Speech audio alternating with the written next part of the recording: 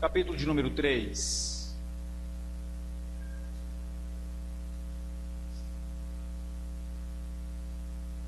Gênesis, capítulo de número 3.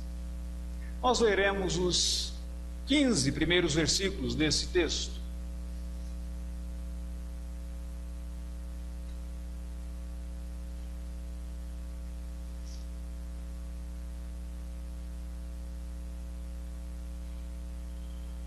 Diz assim a palavra de Deus: Mas a serpente, mais sagaz que todos os animais selváticos que o Senhor Deus tinha feito, disse à mulher: É assim que Deus disse: Não comereis de toda a árvore do jardim? Respondeu-lhe a mulher: Do fruto das árvores do jardim podemos comer, mas do fruto da árvore que está no meio do jardim, disse Deus: Dele não comereis, nem tocareis nele, para que não morrais. Então a serpente disse à mulher: É certo que não morrereis, porque Deus sabe que no dia em que dele comerdes, se vos abrirão os olhos, e como Deus sereis conhecedores do bem e do mal. Vendo a mulher que a árvore era boa para se comer, agradável aos olhos, e árvore desejável para dar entendimento, tomou do fruto e comeu, e deu também ao marido, e ele comeu. Abriram-se então os olhos de ambos, e percebendo que estavam nus, coseram folhas de figueira e fizeram cintas para si. Quando ouviram a voz do Senhor, Deus, que andava no jardim pela viração do dia, esconderam-se da presença do Senhor Deus, o homem e sua mulher, por entre as árvores do jardim. Então o Senhor Deus chamou ao homem e perguntou: Onde estás? Ele respondeu: Ouvi a tua voz no jardim, porque estava nu e tive medo e me escondi. Perguntou-lhe Deus: Quem te fez saber que estavas nu? Comeste da árvore que te ordenei não comesses? Então disse o homem: A mulher que me deste por esposa, ela me deu da árvore e eu comi. Disse o Senhor Deus à mulher: Que é isso que fizeste? Respondeu a mulher: A serpente me enganou e eu comi. Então o Senhor Deus disse à serpente: Visto que isso fizeste, maldita és entre todos os animais domésticos, e o és entre todos os animais selváticos. Rastejarás sobre o teu ventre e comerás pó todos os dias da tua vida. Porém, inimizade entre ti e a mulher, entre a tua descendência e o seu descendente. Este te ferirá a cabeça, e tu lhe ferirás o calcanhar. Vamos orar? Senhor, esse texto da tua palavra é tão rico, é tão profundo. Nós não conseguimos compreendê-los sem a ação e a iluminação do teu Espírito Santo sobre nós nessa manhã. Mas nós rogamos que o Senhor mesmo fale ao nosso coração pela exposição da tua palavra, e que o Senhor nos dê a graça de compreender e aplicar as verdades desse texto à nossa vida diária, para a glória do Senhor Jesus Cristo e para a nossa felicidade diária. No nome de Jesus nós oramos. Amém, Senhor. Os evangelhos evidenciam que a encarnação de Jesus Cristo, o nascimento de Jesus Cristo, foi celebrado tanto no céu quanto na terra. É interessante que quando você lê, especialmente o Evangelho de Lucas, você percebe que anjos desceram, e aqueles anjos anunciaram o nascimento de Cristo aos pastores que estavam na região. Então, o céu celebrando o nascimento, a encarnação do Senhor Jesus Cristo. Depois, você observa que o próprio cosmos celebrou. Uma estrela surgiu, e aquela estrela apareceu para alguns magos no Oriente, e ela guiou aqueles magos até onde o Messias, até onde Jesus havia nascido.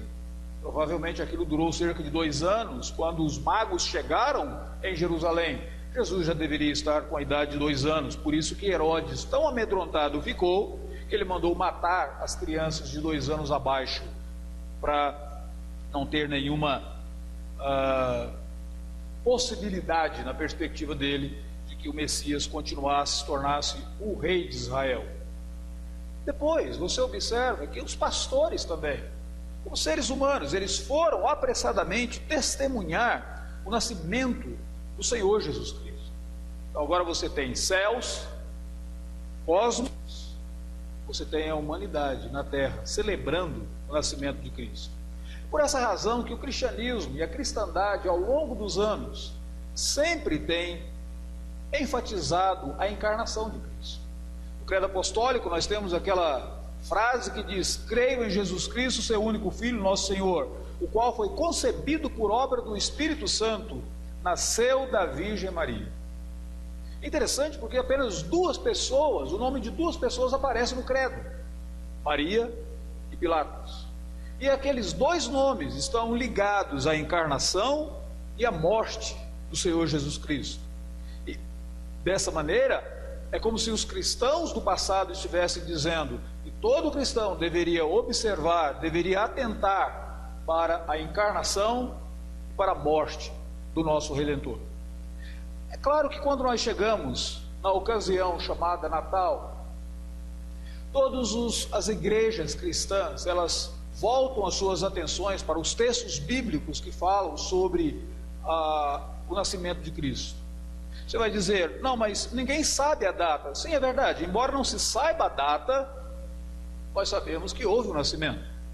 Você pode até dizer: olha, eu não sei se o significado correto seria esse, como as igrejas procuram celebrar o nascimento de Cristo, com cantatas, peças aqui e dali e tal, mas o fato não é a própria discussão do meio correto, é só a observação de que é uma data onde a cristandade procura observar. Você poderia até dizer: não, essa data foi esvaziada, o significado dela foi esvaziado pelo consumismo, pelo mercantilismo, pelo marketing. Mas isso ainda não anula, não erradica o fato de que Cristo de fato nasceu. E algumas pessoas ainda poderiam dizer: olha, algumas das celebrações dos cristãos estão repletas de cerimonialismo, muito errada. Tudo bem, podemos até admitir. Isso não significa que nós não devemos voltar para a Escritura Sagrada e procurar saber algo sobre a encarnação de Cristo Jesus. O evento da encarnação de Cristo foi tamanho que ele é uma contínua celebração, um contínuo convite, para celebração por parte da igreja. Quando você pensa no fato de que Cristo se encarnou para a nossa redenção, isso já deveria gerar no meu coração, no seu, tamanha alegria que seria isso um convite para celebrarmos. Mas para compreendermos corretamente a encarnação, a doutrina da encarnação, do nascimento, nós temos que fazer algumas perguntas. Por exemplo, por que Cristo se encarnou? Qual que foi a razão da encarnação de Cristo? Qual foi o objetivo da encarnação do Senhor Jesus? Essas perguntas, elas têm produzido obras e mais obras. Aliás, um clássico tentando responder essas perguntas é uma obra de Anselmo da Cantuária, que faleceu em 1109, quando ele escreveu um livro: Por que Deus se fez homem? Por que Cristo se encarnou? Se você observa e levanta essa pergunta, é claro que um texto que está logo no início da Bíblia, mas a resposta a isso, melhor delas, talvez esteja lá no finalzinho da Bíblia, quando o apóstolo João, aquele discípulo amado do Senhor Jesus Cristo, escrevendo a sua primeira carta, no capítulo de número 3, ele diz assim: para isso se manifestou o Filho de Deus, para destruir as obras do diabo.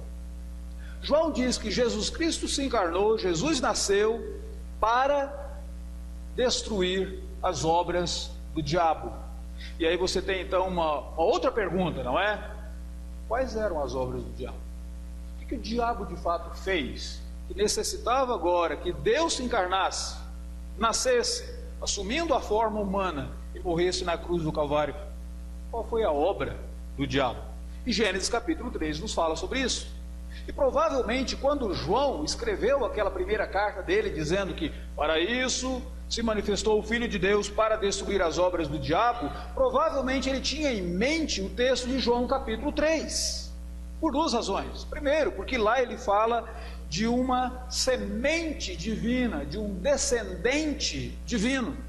E no versículo de número 15 de Gênesis capítulo 3, Deus diz: eu porei inimizade entre ti e a mulher, entre a tua descendência, e a palavra aqui melhor seria entre a tua semente.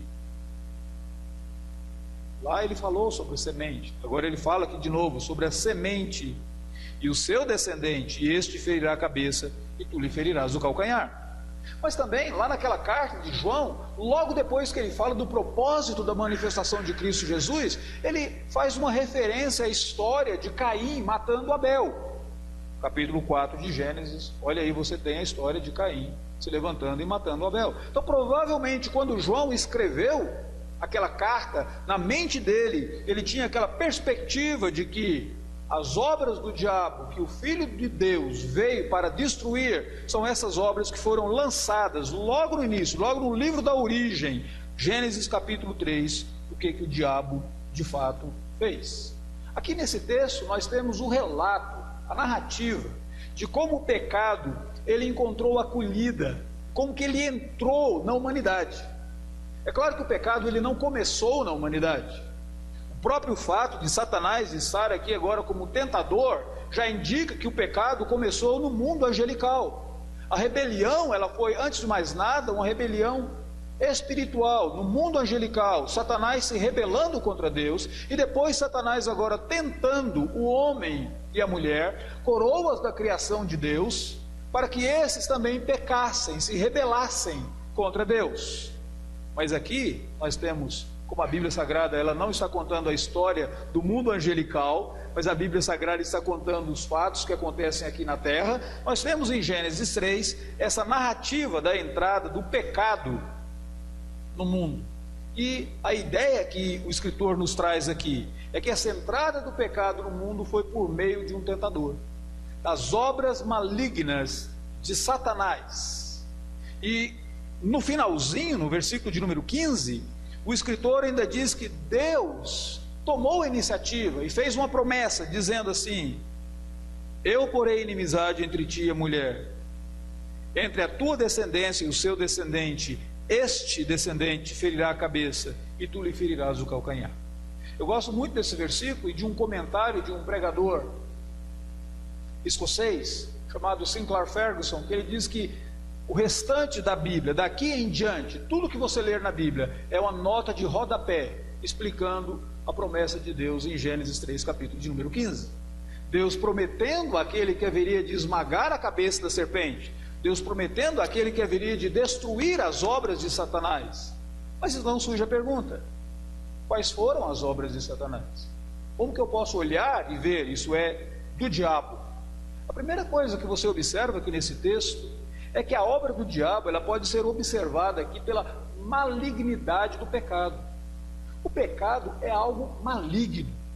O pecado é algo que só poderia ser sugerido, sugestionado por um ser mau como Satanás. Como que você observa a malignidade do pecado? Observa como que Satanás fez. Ele se aproxima, é claro que aqui o texto está dizendo da serpente mais sagaz do que todos os animais, e lá em Apocalipse capítulo 12 diz que essa serpente aqui é o diabo, a antiga serpente, fazendo referência aqui a Satanás. Se Satanás incorporou a serpente, Satanás assumiu a forma de serpente, não é essa a discussão nesse exato momento. Mas o que eu acho interessante é que Satanás aproxima-se da mulher, e logo que ele se aproxima da mulher, ele começa a debater teologia. Engraçado isso, Satanás gosta de discutir teologia, não porque ele está interessado em aprender teologia, mas é porque ele quer de fato desconstruir conceitos verdadeiros implantados na mente e no coração daqueles que são servos de Deus. Satanás aproxima-se da mulher, e a primeira pergunta dele foi o seguinte: foi assim que Deus disse: não comereis de toda a árvore do jardim? Veja que já tem nessa pergunta aqui um exagero. Ao invés dele dizer: foi assim que Deus disse: não comerás de um dos frutos de uma das árvores do jardim, não poderás comer de toda a árvore do jardim. A mulher dá seguimento àquela conversa, e então ele sugestiona algo terrível para a mulher. Ele diz: é certo que não morrereis, no versículo de número 4, porque Deus sabe que no dia em que dele comerdes, se vos abrirão os olhos, e como Deus sereis conhecedores do bem e do mal. Qual que é a malignidade do pecado aqui? A malignidade do pecado é que o pecado está sempre colocando em xeque, sempre questionando a bondade de Deus. Quando eu e você pecamos, nós ainda voltamos em Gênesis capítulo 3, nós estamos simplesmente dizendo: eu não creio que esse mandamento de Deus seja de fato bom para a minha vida. Quando eu e você desonramos pais e mães, nós estamos simplesmente dizendo: eu não creio que honrar pai e mãe é alguma coisa que vai resultar no bem da minha vida. Quando nós adoramos outros deuses ou ídolos e caímos na idolatria, é como se nós estivéssemos dizendo: eu não creio que aquele mandamento do Senhor Deus, ao Senhor teu Deus adorarás e somente a Ele darás culto, eu não creio que ele seja verdade. Nós estamos, na verdade, aqui questionando a própria bondade de Deus. E é aí que você vê o quanto que o pecado é maligno. Interessante que em outro texto da Escritura Sagrada, no livro de Jó, Satanás aparece agora, e ele aparece para Deus, ele aparece diante de Deus. Dentre os anjos de Deus, eis que lá vem Satanás. E Deus diz para ele: de onde vem Satanás? Ele diz: de rodear a terra e passear por ela. Deus diz: observaste o meu servo Jó? E Satanás diz: o senhor acha que Jó te serve à toa, sem receber benefício algum? Tira tudo que ele tem e ele vai blasfemar contra ti na tua face. E Deus diz: vai lá, você pode fazer isso. Ele não blasfemará. Interessante, não é? Satanás aparece para Deus e ele diz assim: os teus servos, ele questiona, na verdade, a intenção e a bondade dos servos de Deus. Os teus servos não te amam completamente. E Deus diz: eu confio mais nos meus servos aqui na tua palavra, diabo. Então você pode ir lá e tirar as coisas dele, você vai ver que ele não vai blasfemar. Mas quando Satanás aparece para a mulher e Satanás questiona a bondade de Deus, a mulher diz assim: eu acho que você tem razão. Quando nós somos tentados pelo diabo, uma das primeiras coisas que nós colocamos, e que nós colocamos em xeque, é a bondade de Deus. Incrível que a mulher poderia olhar ao redor, e ela veria tanta demonstração da bondade de Deus, todo o jardim, todos os animais, mas ela preferiu ouvir a voz do tentador, e ali ela questionou a bondade de Deus. O pecado é maligno, ele questiona a bondade de Deus. A segunda coisa que o pecado faz é que a obra do pecado é revelada na própria incredulidade que ele sugere para a mulher. Ele diz: é certo que não morrerás. É engraçado porque no capítulo de número 2, versículo 17, Deus havia dito para Adão: no dia em que comeres do fruto dessa árvore do conhecimento do bem e do mal, certamente morrerás. E aí Satanás muda, diz: é certo que não morrerás. Ele acrescenta, na verdade, um não.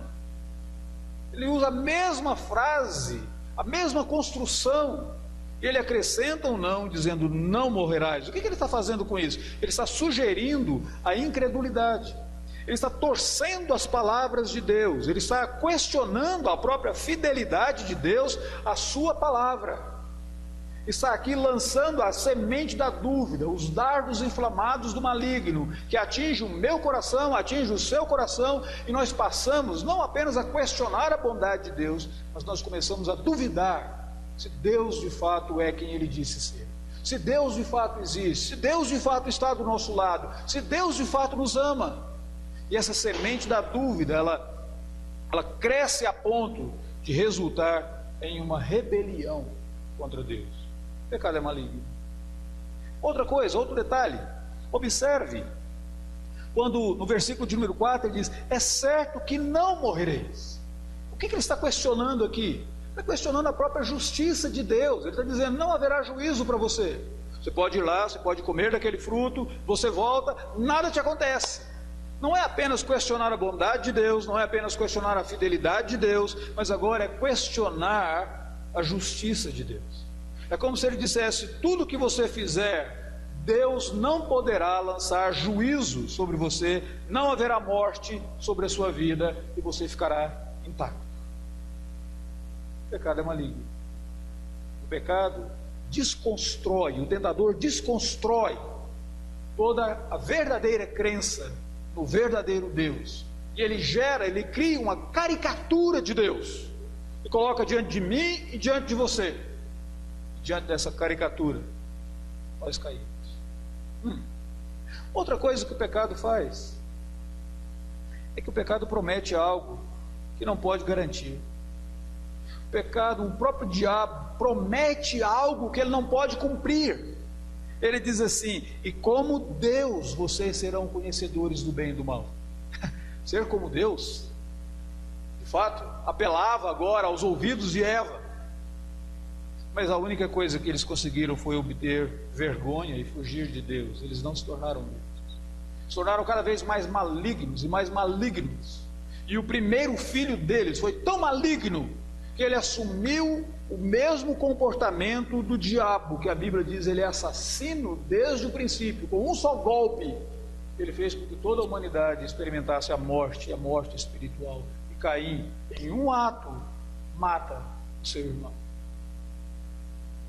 O pecado é maligno. Jesus se manifestou para destruir as obras do diabo. Última coisa, a obra do diabo, o pecado, usa o processo de seduzir pela aparência. Observe o versículo de número 6. Vendo a mulher que a árvore era boa para comer, agradável aos olhos, desejável para dar entendimento, tomou do fruto e comeu, e deu também ao marido, e ele comeu. Já observou que Satanás sempre nos tenta apelando para os nossos sentidos? Visão, audição, olfato, tato. Ele sempre apela para os nossos sentidos, para coisas concretas que você pode ver e tocar, sentir.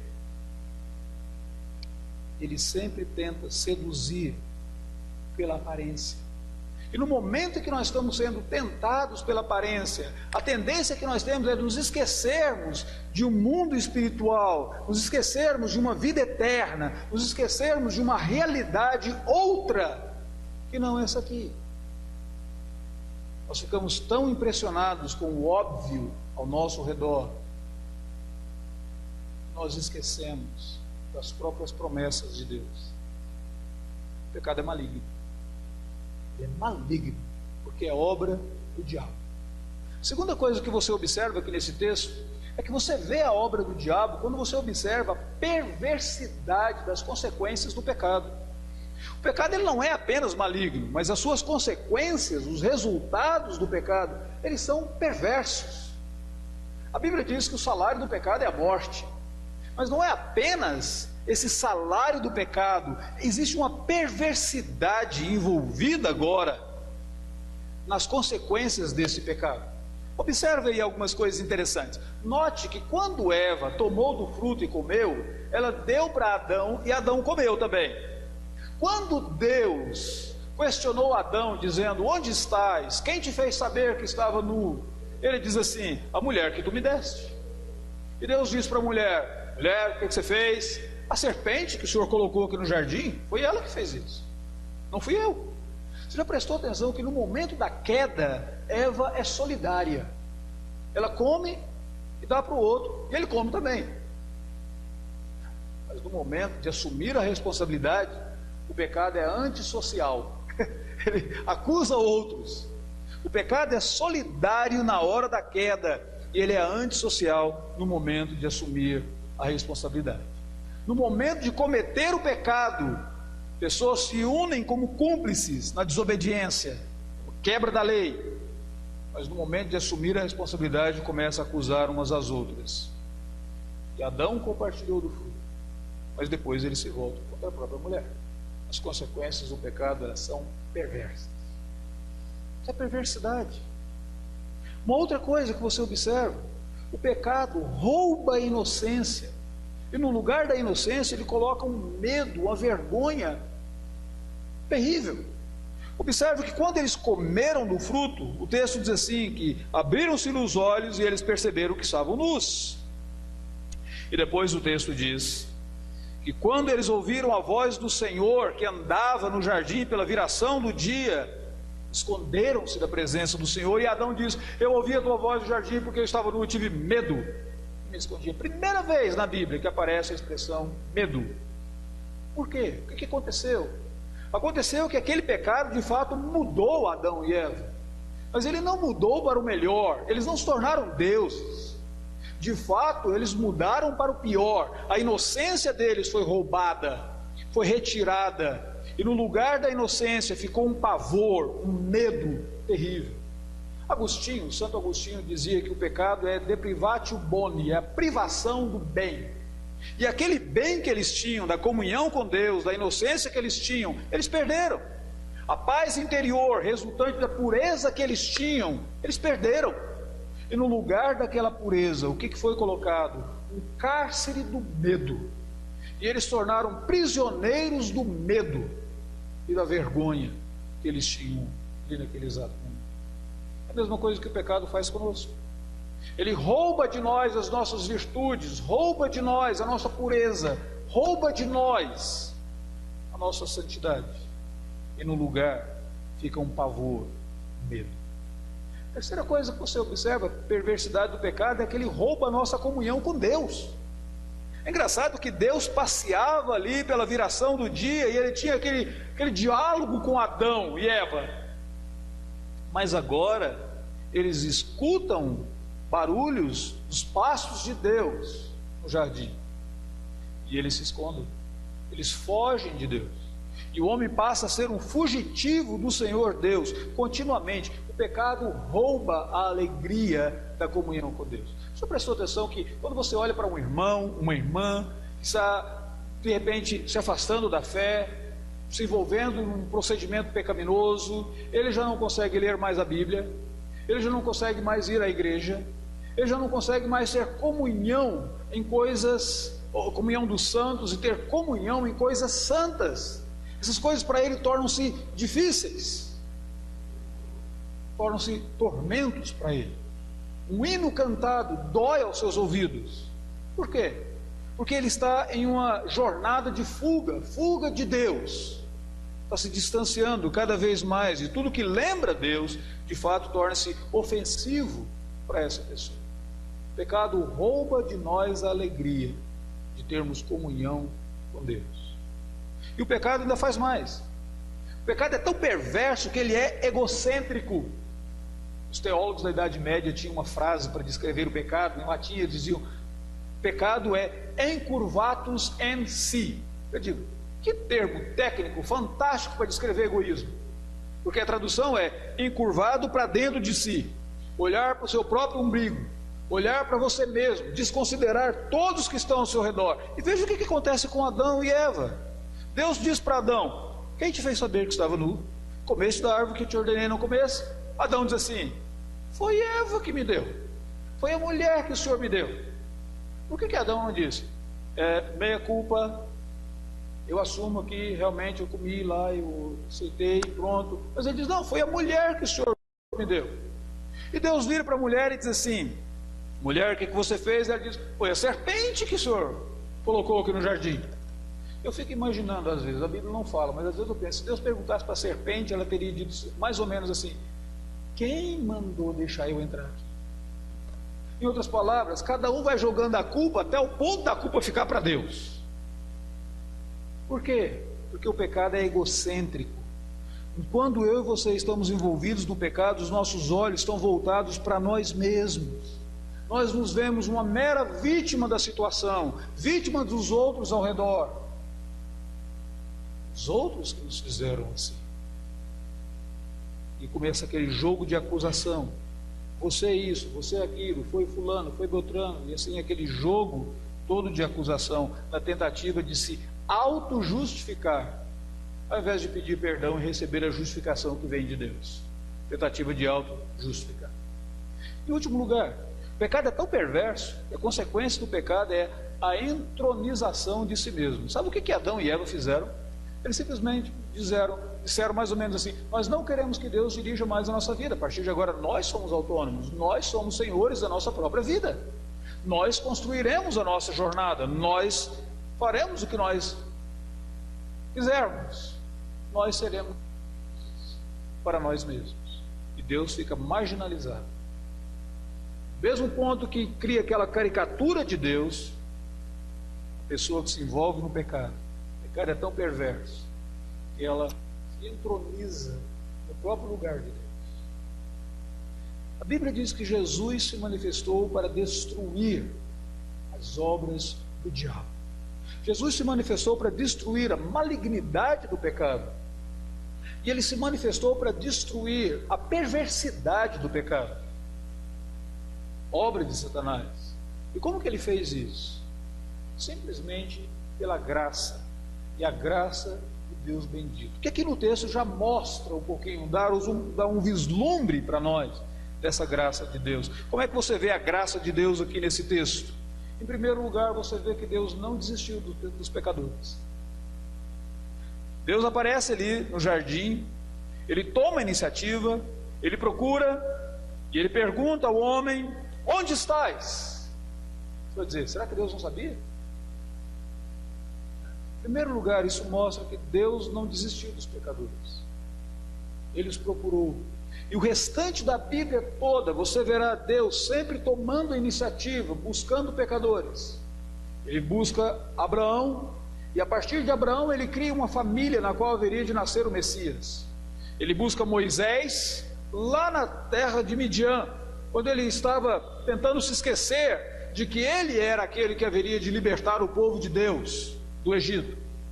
Ele busca Jonas, um profeta fujão, e quando Deus diz para ele, vai, prega contra Nínive, e ele toma um caminho oposto. Nínive estava para uma região, ele vai para outra região, ele vai para Tarsis, ele toma um navio e vai para Tarsis.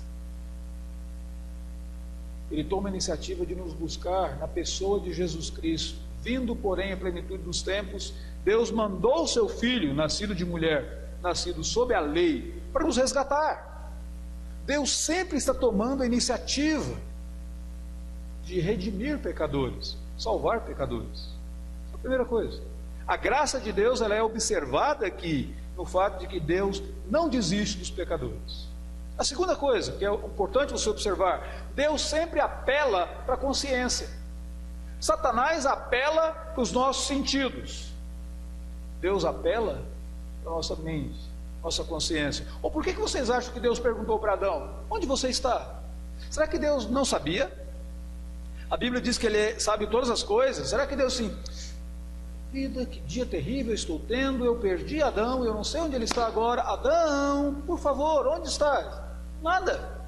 Mas Deus sempre faz essa pergunta, quando Deus vira e diz assim, Moisés, Moisés, Moisés diz, eis-me aqui, Senhor. Quando Deus aparece para Elias, lá no Monte Horebe, Deus diz assim, que fazes aqui, Elias? Não é mais ou menos Deus andando, dizendo, Elias, você está aqui, que coisa, você está batido, puxa vida. O que você está fazendo aqui? Eu não esperava encontrar-te aqui agora, eu esperava te encontrar lá na outra. Nada disso, mas Deus faz as perguntas para apelar à alma. Deus faz as perguntas para apelar à mente, para apelar à consciência. Satanás apela aos sentidos e Deus apela à alma. Onde estás, Adão? Quem te fez saber que estava nu? Comeste da árvore, Adão, que eu te disse para não comer. Deus sempre apela à nossa consciência. Naqueles momentos mais remotos da nossa existência, quando nós estamos na nossa jornada do pecado, eis que a nossa consciência nos acusa. E nós sabemos que não era para ser assim. Nós sabemos que alguma coisa está errada. Nós sabemos que nós fizemos algo contrário ao que Deus queria que nós fizéssemos. Podemos nem nos arrependermos, como Adão não parece ter se arrependido, mas nós sabemos. Satanás apela aos sentidos. Deus apela à tua alma, à tua mente, à tua consciência. Deus apela ao teu coração. Terceira coisa que Deus faz aqui, Ele estabelece sinais de um julgamento vindouro. Sabe o que ele diz? Diz para a serpente, maldita és entre todos os animais domésticos. Aqui o texto não está dizendo que a partir daquele momento a serpente perdeu suas perninhas, porque nem sabemos que serpente tinha perna. Ele simplesmente diz, você vai rastejar agora, e o fato de você rastejar será para você não apenas uma maldição, mas será lembrança para que toda pessoa que vir uma serpente se rastejando sobre a face da terra, se lembre que um dia haverá juízo vindouro, pleno de Deus, por causa do pecado. Ele diz para a mulher: eu multiplicarei as dores da tua gravidez. Não é que não existia dores, observa a palavra aqui, eu multiplicarei as dores. Só pode multiplicar alguma coisa que já existe, correto? Então, todas as vezes que você der à luz e que você gritar e chorar de dores, você vai se lembrar de que haverá um dia de um juízo pleno, que não haverá nenhuma fuga, nenhuma solução para as dores das pessoas clamando ali.